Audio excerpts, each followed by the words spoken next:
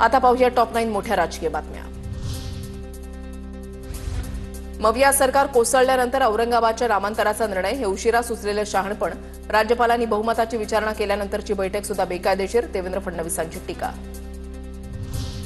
गोपीचंद पडळकर आणि जितेंद्र आव्हाड यांच्यामध्ये विधानभवन परिसरामध्ये शिवीगाळ, पडळकरांच्या गाडीचं दार लागल्याचा आव्हाडांचा आरोप।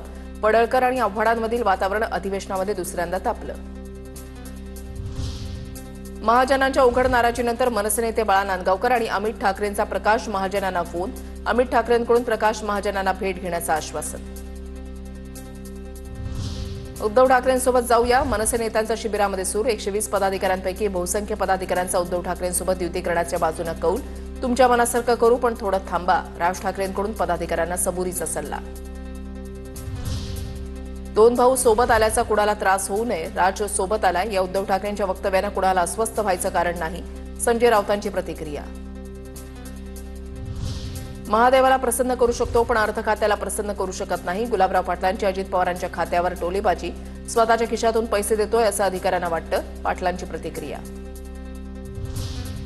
शिंदेंच्या शिवसेनेची आनंदराज आंबेडकरांच्या रिपब्लिकन पक्षासोबत युती, स्थानिक स्वराज्य संस्थांच्या निवडणुकीआधी मोर्चे बांधणी। नाशिकमध्ये शिवसेनेमध्ये नाराजी असल्याची सूत्रांची माहिती, माजी खासदार हेमंत गोडसे नाराज असल्याची माहिती, पक्षातील गटबाजीमुळे गोडसे नाराज असल्याची सूत्रांची माहिती।